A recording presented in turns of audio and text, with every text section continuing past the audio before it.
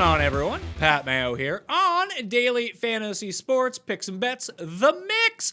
Talking about my one and done pick for the 2021 Pebble Beach Pro-Am, No-Am, so that's good. You don't need to worry about taking Bill Murray in a one and done.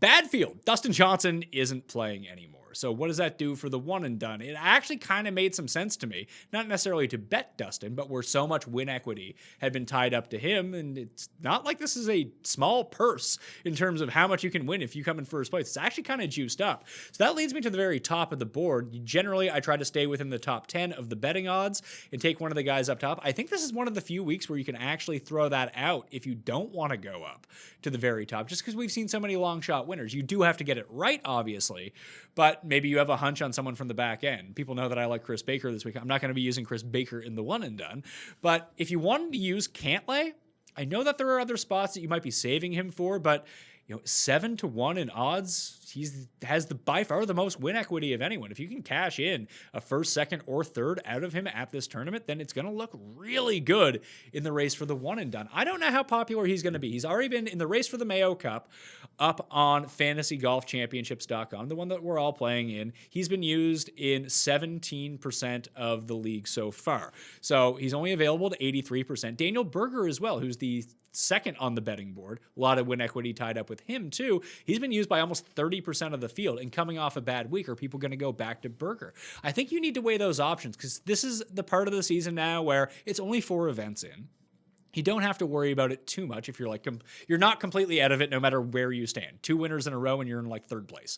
Or not third place, but you'll be inside the top 50 with a chance to get everything back with some of the higher money tournaments coming up. But this is really one of them. You could use Berger here, no problem. He's played well here in the past.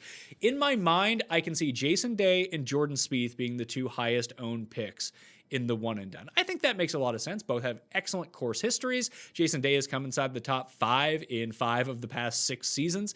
And we know with him, in terms of the one and done, it's not that big of a deal if your guy comes in T23. There's no real difference between T23 and a miscut. It's, does this guy have win equity? What is the upside for him?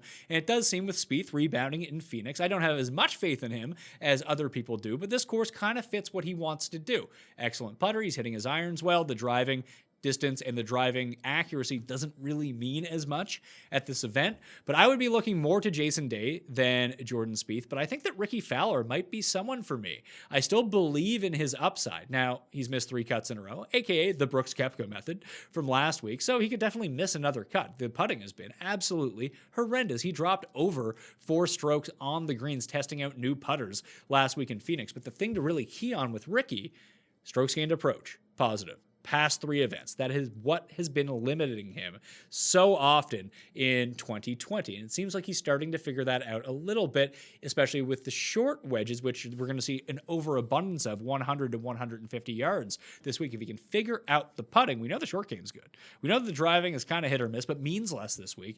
That Ricky is definitely in it. I don't think, I made the mistake last week. I went double barrel Hideki in both my teams. I initially had Brooks in, and I should have taken the strategy of, hey, what's the upside for Brooks? Oh, it's winning. That's why I bet on Brooks to win. And I didn't feel comfortable enough using him in the one and done, which is really the opposite way that you need to be thinking about it. I believe he was used in fewer than 1% of lineups last week in the one and done, and that's a guy with ultimate win equity. We know he can win. I know that Ricky can win events. We know that Spieth can win events. We know that Day can win events. With these other guys, you're hoping to get lucky that they finally break through. And we've seen enough long shot winners here in the past that we know that almost anyone can win that tournament. That's why I don't mind going down the list a little bit. But of the players in this field, Berger is the most used, 28%. Cantlay, 17%.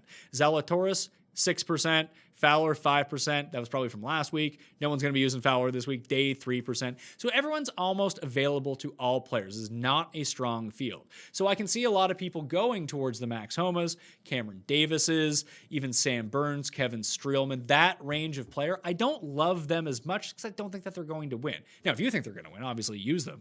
If you wanted to go down deeper in this list, though, Varner is going to be a very popular pick. Just remember that he's 70-1 in odds.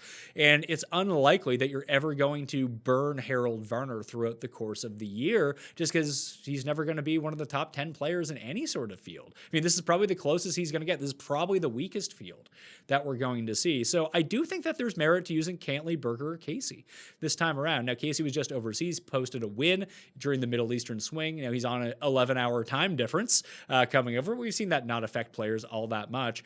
But Siwoo Kim would be another one that you could potentially use. Played well at this course in the past. His worst course, Monterey Peninsula, is out of the rotation now. And people feel like they may have missed the boat on Siwoo, where he won at the American Express, another multi-course tournament.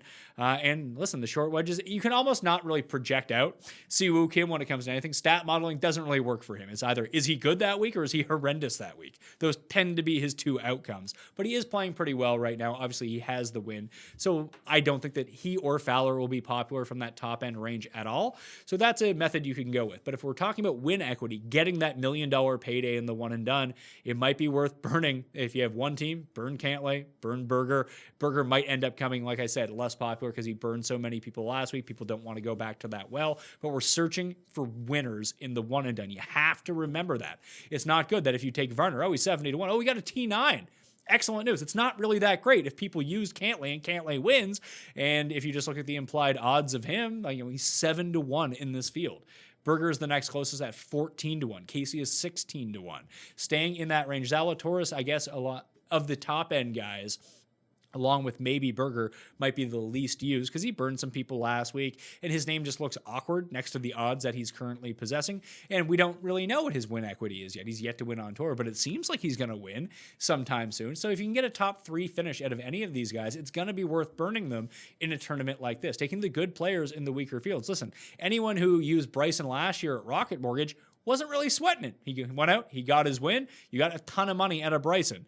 Since the U.S. Open was not involved in the one and done, it was probably the highest he put out, except for maybe his second at the WGC Mexico. So you really need to think about this in terms of getting that win. If Cantlay is your best shot, I say use Cantlay. I'm undecided on what I want to do with, but I have it kind of narrowed down to the Molinari, Ricky, Berger, or Cantlay, Zalatoris. I think 2 of my picks are going to come from that range this week, and I think that's the range that I want to stick in. You got a hunch? Go for it. Use Cam Davis. But for me, I want to stick with the brand names that I know, and I've been doing pretty well in the one and done so far. In the 3-man one and done that I did with Tim and Jeff, I ended up using Jason Day in that one because ownership doesn't really matter in that. And maybe, listen, if Jason Day goes out and wins, then the ownership doesn't really matter. You're going to have him. But if he's going to come in like 15 to 20% owned, which I project right now, Spieth too, I don't think that he's has basically the same amount of win equity as Molinari or Zalatoris at this point based on the betting odds. So I'd just rather use the lower owned option, really try to hope to spike hit one and have the other guys falter and go down the leaderboard. That's where you can make up a substantial portion of your one and done winnings. Anyway, that's it for me. Subscribe to Daily Fantasy Sports, Picks and Bets, The Mix, wherever you download podcasts, and smash the like button to this video. Who are you using in the one and done this week? I'm curious to know where the popularity lies. I'm Pat Mayo. Good luck. We'll see you next week.